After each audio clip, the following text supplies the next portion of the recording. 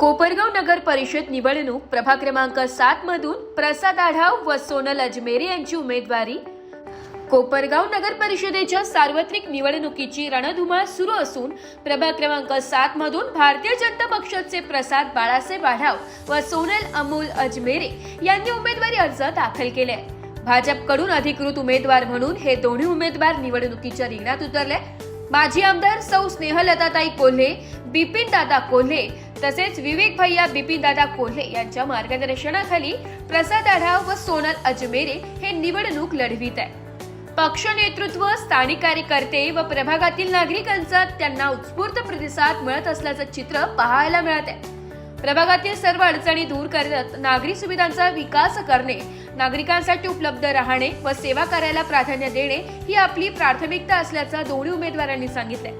नागरिकांच्या सुखदुःखात सदैव धावून येत सेवेचा ध्यास घेत आम्ही प्रभागाचा चेहरा बदलून दाखवू असा विश्वास उमेदवारांनी व्यक्त केलाय। कोपरगाव नगर परिषदेची निवडणूक जवळ येत असताना प्रभाग क्रमांक 7 मध्ये या उमेदवारीमुळे राजकीय वातावरणात उत्सुकता व चुरस निर्माण झाली आहे। नमस्कार, मी प्रसाद बाळासाहेब आढाव। कोपरगाव नगर परिषदेची प्रभाग क्रमांक 7 या प्रभागाची निवडणूक मी लढवत आहे।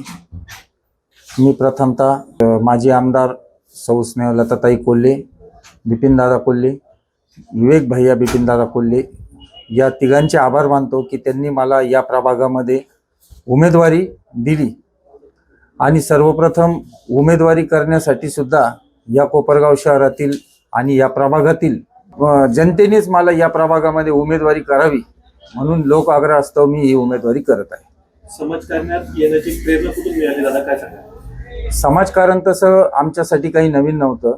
तर माझे आजोबा माजी नगराध्यक्ष, स्वातंत्र्य सैनिक, कैलासवासी माधवराव आप्पा आढाव हे या कोपरगाव नगरीचे प्रथम लोकनियुक्त नगराध्यक्ष होते व सर्वात काळ या कोपरगाव नगरीचे ते नगराध्यक्ष राहिले। त्यांचा म्हणजे विक्रम आजपर्यंत कोणी तोडलेला नाही। इतके वर्ष म्हणजे जवळपास 17 वर्ष ते नगराध्यक्ष राहिलेले आहेत। आणि मुळामध्ये आमच्या घरामधूनच सामाजिक कामाचा आणि राजकारणाचा एक लिगसी म्हणूया आपण, एक परंपरा म्हणूया, त्या परंपरेमधून मी समाजकार्यात वाहत गेलो आणि तसंच वाहत समाजकार्यामधून आता राजकीय जीवनामध्ये प्रवेश करून ह्या प्रभागाची उमेदवारी करत आहे। निवडून आल्यानंतर विकास कामांचा प्राधान्यक्रम काय असणार आहे? मुळामध्ये या प्रभागामध्ये विकास म्हणजे हा प्रभाग म्हणजे कोपरगाव शहराचा एक मध्यवर्ती भाग आहे। सर्व शासकीय इमारती या प्रभागामध्ये आहे, त्यानंतर सर्व बँका या प्रभागामध्ये आहे बऱ्यापैकी बहुतांशी, त्यानंतर सर्व मुख्य बाजारपेठ या प्रभागामध्ये आहे। तर या प्रभागामध्ये एक छोटासा टिळकनगर म्हणून एक झोपडपट्टी वसाहतीचा भाग पण आहे। तर या सर्वांसाठी 24 तास उपलब्ध राहून आणि सर्वांसाठी 24 तास उपलब्ध राहून समाजकार्य आणि त्यांच्या समस्या सोडवण्यासाठी प्रामाणिक प्रयत्न करणार एवढंच या निमित्ताने मी आपणास सांगू इच्छितो। आपण निवडून आल्यानंतर युवकांसाठी आणि महिलांसाठी काय विशेष योजना आपण राबवणार आहात आणि आपला काय म्हणत आहे? जसं आता मी आपल्याला याच्या बोलताना सांगितलं की या प्रभागामध्ये टिळकनगर वसाहत जी आहे तेथील बरेच लोक युवक हे बेरोजगार आहेत असं मला निदर्शनास आलं। त्यानंतर त्या प्रभागात आमच्या प्रभागातील टिळकनगर भागातील महिला या सुद्धा कष्टकरी आहेत, हातावरच्या आहेत, मोलमजुरी करून काही महिला त्यातील पोट भरत आहेत। तर आमच्या नेत्या सौ आमदार स्नेहलताताई कोल्हे यांनी जसं गारमेंट क्लस्टर चालू करून महिलांना रोजगार निर्मिती करून दिली आणि आमचे नेते युवक नेते विवेक भैया कोल्हे यांनीही रोजगार मेळावे घेतात। इंटरनॅशनल आपलं मल्टीनॅशनल कंपन्या किंवा पुण्याला स्थायिक असलेल्या कंपन्या या सर्व कंपन्यांमधून ह्या कोपरगावातील मुलांना जसे जॉब उपलब्ध करून द्यायची तसेच रोजगाराची संधी उपलब्ध करून देतात, त्याप्रमाणे प्रामाणिकपणे युवकांना कसा रोजगार मिळेल यासाठी मी सतत लढत राहणार। आणि महिलांसाठी या सरकारचे मी एकदा आभार मानतो की महाराष्ट्र राज्य सरकारने लाडकी बहीण योजना जी आपल्या या महिलांसाठी लागू केली किंवा ती अविरतपणे चालू आहे, परंतु महिलांचं सक्षमीकरण कसं व्हावं किंवा महिलांचं अजून स्थानिक पातळीवर महिलांना आपल्याकडून काय देता येईल, तर गारमेंट क्लस्टर असेल किंवा छोट्याशा गृह उद्योगासाठी त्यांना काय अर्थपूर्ण मदत करता येईल का, किंबहुना त्यांना जिल्हा उद्योग केंद्राकडून नवनवीन प्रकल्प आणून त्यामध्ये काही सबसिडीचा लाभ मिळून काही आपल्याला करता येईल का, अशा प्रकारचा मानस माझा आहे. जाता जाता प्रभाग क्रमांक 7 मधील नागरिकांना काय संदेश द्या?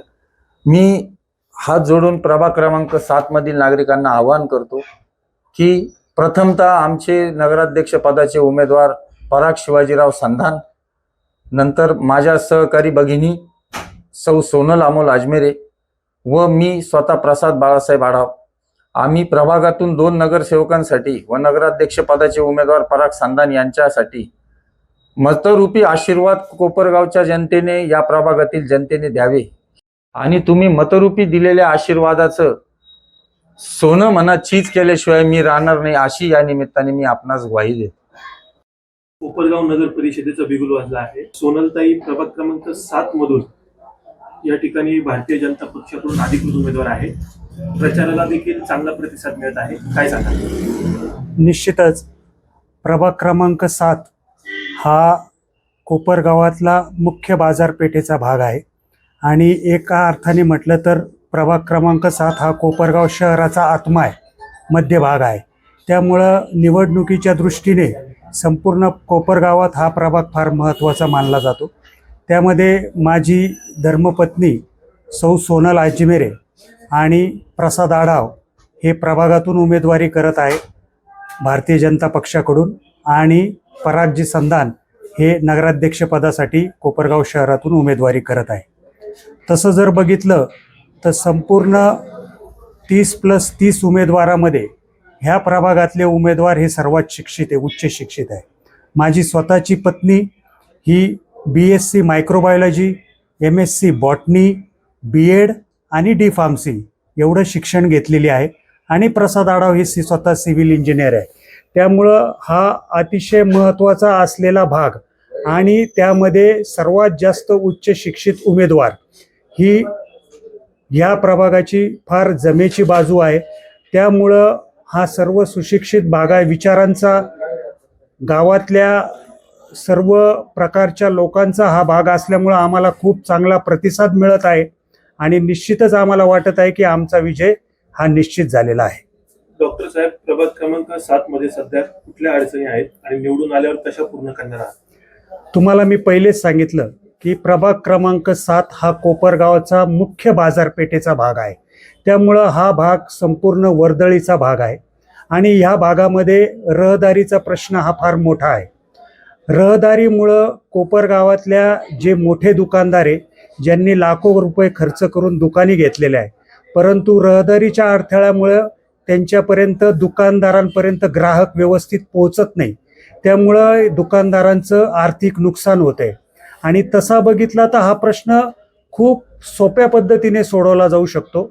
या प्रभागामध्ये ऑड आणि इव्हन या पद्धतीची जशी शहरामध्ये पार्किंग व्यवस्था असते तशी नगरपालिकेच्या माध्यमातून आम्ही ही व्यवस्था उभी करणार आहे.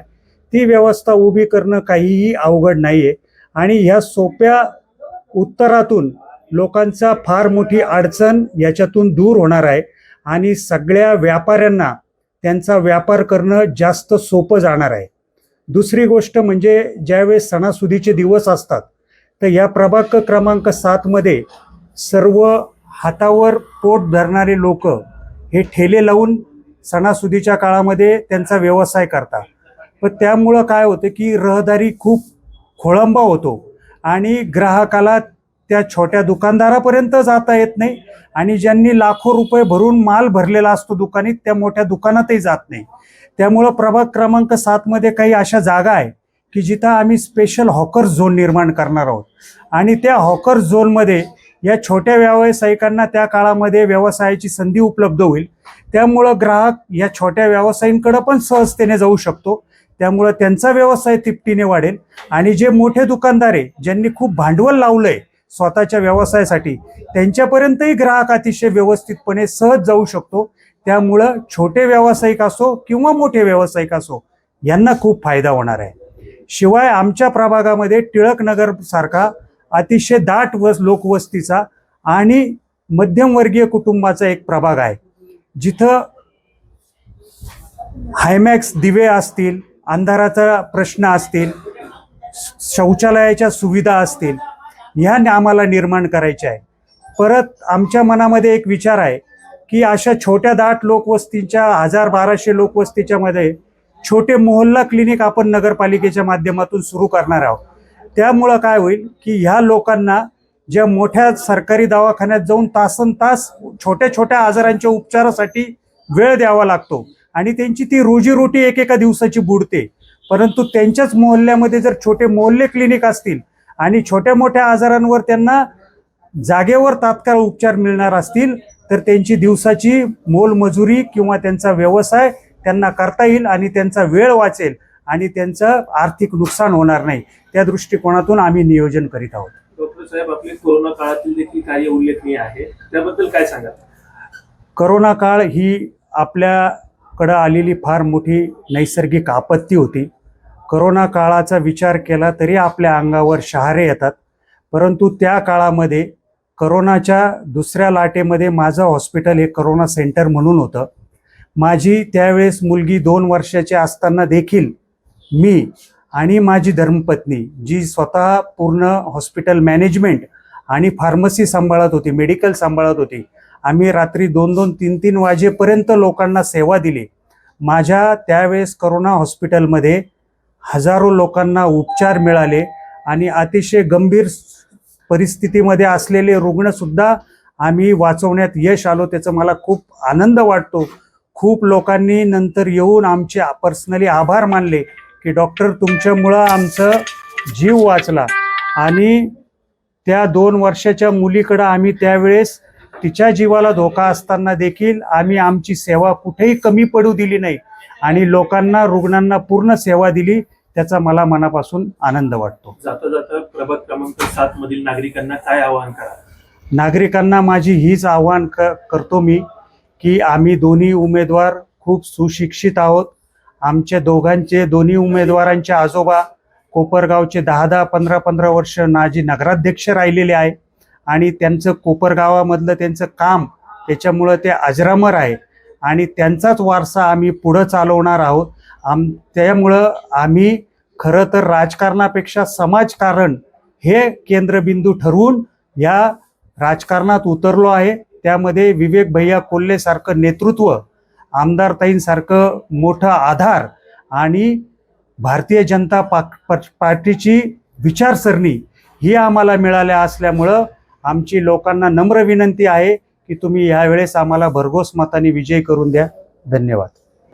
ब्युरो रिपोर्ट, नाशिक लोकशाही न्यूज, नाशिक.